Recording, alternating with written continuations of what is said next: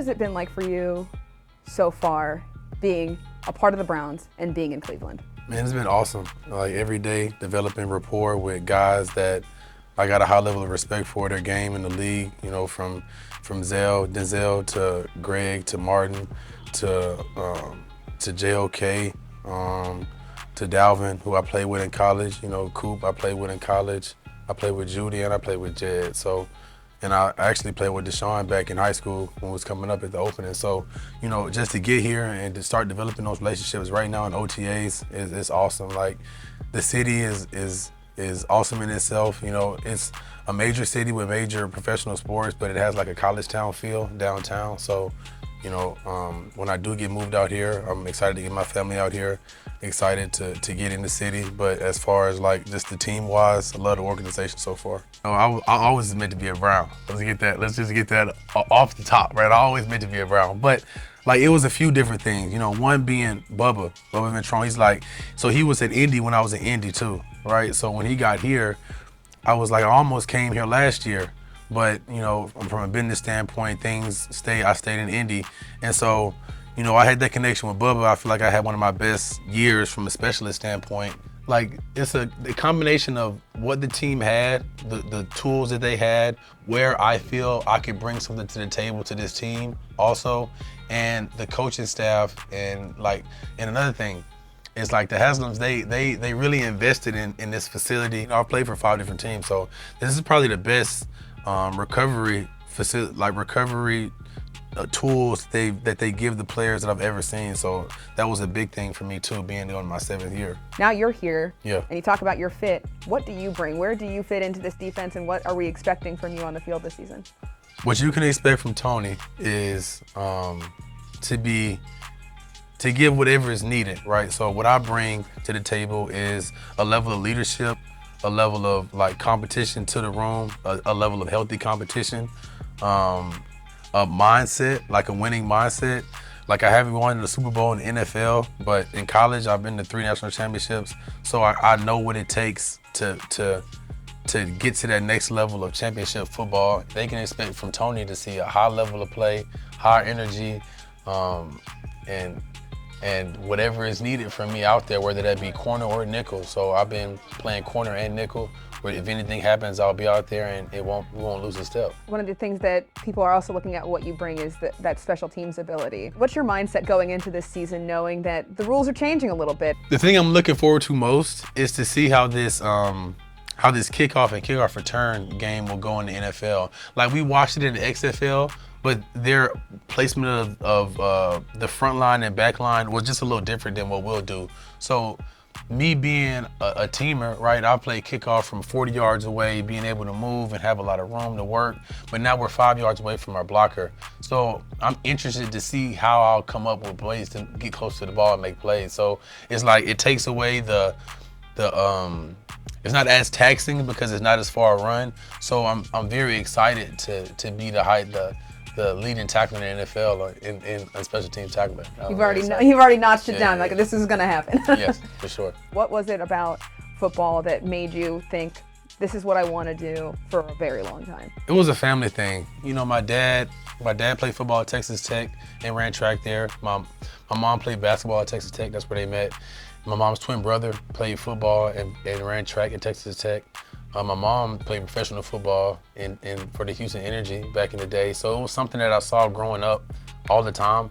And my dad was a high school football coach. I kind of fell in love with it then. But going into college, you know, I still love the game. It is what I want to do. And then when I got to the NFL, you know, I went undrafted. But going to the NFL was my goal in football, the maximum goal I wanted to do. And so when I got to the NFL, I went undrafted. And I kind of had this chip on my shoulder. And it kind of made me want to just get on the field to prove myself and not really be it kind of clouded my goal-oriented type mentality. And you know, I was with the Chargers after preseason, with Green Bay for 2 years, then with Cincy for 2 years. So it was like I feel like I had this chip on my shoulder in order to like get back on the field, to be the guy.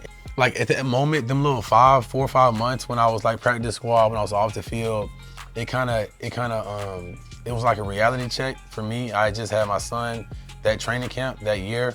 So it was like, yo, you know, I had fell out of love with the game a little bit because I feel like I give so much. Like anybody that knows me knows that, you know, I give a lot to myself, my body. I pour into my body. I train very hard.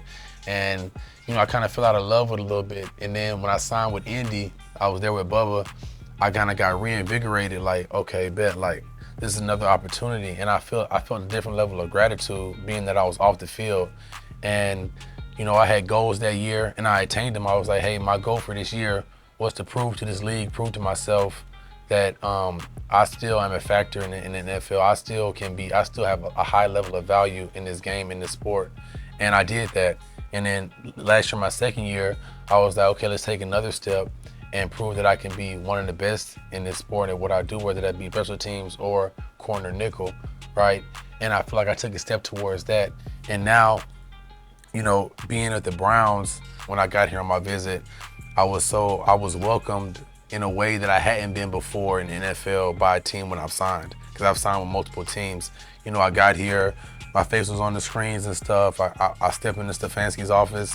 He's like, hey, let me know what you need. You know what I mean? Coach Schwartz, Coach Lynch, and Bubba on top of that. He's smiling ear to ear, walking me through the facility with this coaching staff. With, you know, Brandon Lynch is probably the best coach I've ever had. You know what I mean? Like, best coach I ever had. And it has nothing to do with the X's and O's, just as far as like how he is as a man. Is like that.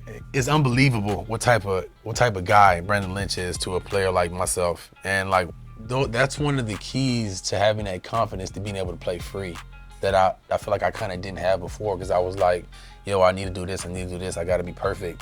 And now I'm not so much as worried about being perfect. I'm worried about being the highest, like having the most tackles in the NFL. I'm worried about, hey, I need to get the ball. I need to have the ball in my hand at least 8 times this year, whether that be fumble, interception, block punt. Like I needed, like, and these are the goals that I have now that prior to years I was like, let me just get on the field, right? So long drawn out answer for, I've fallen back deeply in love with this game, even more than I have ever been here with the Browns.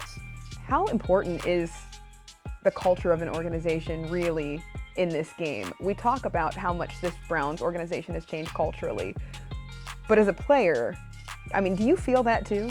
Yes, in a major way, in the city and on the field, because there's this thing like, okay, no season is going to be perfect, right? But if you got fans and you got a team that has like the intangibles and the rapport to like not immediately tank when things go bad, because things are not, it's all ebbs and flows in the season, in the football season, any given Sunday. Anything might happen, but if anything bad happens, you don't want to be at a place where the stands are going to be empty. You want to be at a place where people have to wait 3 years for season tickets, and the Browns are one of those places.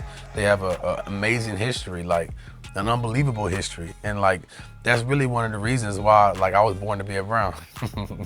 We talked about namesake, right? Yeah. What does that, just looking back at the history, knowing that statue of Jim Brown's there, you've got Brown on your back, what does that mean to you? I, as an athlete, respect him as a man, and he carried it, and he was a great player too. When you put those together, you know, it's gold jacket, you know what I mean? So like, I got a high level of respect for being on the team to continue that legacy on, like me, myself. I got a very high level of gratitude for the legacy of this team and what they can do and what I think that they can do. And I'm just gonna be a great addition to what the already positive, good steps that they're taking right now. Let's get to you. When you're not on the football field, when you're not studying your playbook, what can we find you doing? I like to read, one. I'm an avid ping pong player too. I really do love ping pong. Okay. I fell in love with that 2 years ago. I'm an outside person, right? So I love doing things outside. I love going to the park with my son, walking, taking very long walks with my son.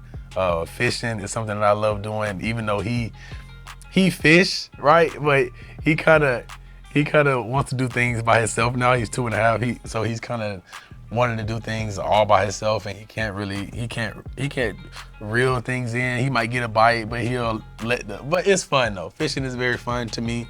And Biggest thing that I do, honestly, right now, is like you really will just catch me like walking barefoot, taking care of my body for the most part. Like outside of those things, those hobbies I just said, I'm probably gonna be taking care of my body. What is something, a secret talent that you have, something that you're really good at, that maybe some of your teammates that haven't got to know you very well yet don't know? I can draw. I can draw. I'm very artistic. I draw.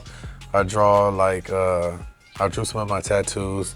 I draw all the time. Like I usually take people's names and like do characters of each letter, like and like from like their personality. Like your name is Cameron. Like if I was to draw your name, like the C would be like you know, like the Cleveland C, and the A would be like the news station A. You know what I mean? It would be like each thing would be different. And so I do. My artistic side is something that I think is a secret talent that I have. What do you want the fans to know about you? I want the fans to know that this will be the best year that anyone's ever seen from Tony Brown, and that's a bit scary if you've ever watched my career or known what I did last year, years prior to, and that, you know, every play I'm gonna play like my last. Like, I got a very high level of gratitude for this opportunity that I've been given here. You know, with the way things ended in Indy, the message I would that I want to just give to like young men, young women is that, you know, I'm not perfect, one, but you know, life is not about the mistakes you make. It's about how you respond to them and what you learn from them. It was an amazing learning experience for myself. I made a mistake, and at the end of the day, I did the right thing, but the way that it ended off, we had to part ways. It's never too late to be a good person. It's never too late to do the right thing. It's never too late to do the right thing. To all the kids out there, to all the young men, it's never too late to do the right thing. Where do you see the Browns going this season? They kind of alluded to it, right, with the unveiling of the season. Did you see how they do that? Did you see how they unveiled the season, the schedule? How they do it? The bowling? Yes. Okay. So look, I'm big on words, right? Words. I'm a words and a numbers guy, right? And so, you know, they already telling us like with Super Bowl, bowling, it kind of all is all aligning, right? You know what I mean? So to me, I see this as a Super Bowl team. I think that you have to speak things into existence, one, and you have to have a real level of belief and faith in what you want to do. Every day, Coach Lynch tells us, hey, these are our goals, the path. We take over the North, take over the AFC North, king of the AFCs, then we win the AFC and Super Bowl. That's every meeting we go over that. So that's where I see us going. I see us being a playoff team and beyond. AFC champions, AFC North champions, Super Bowl champions. I think the fans would like that very much too. Yes.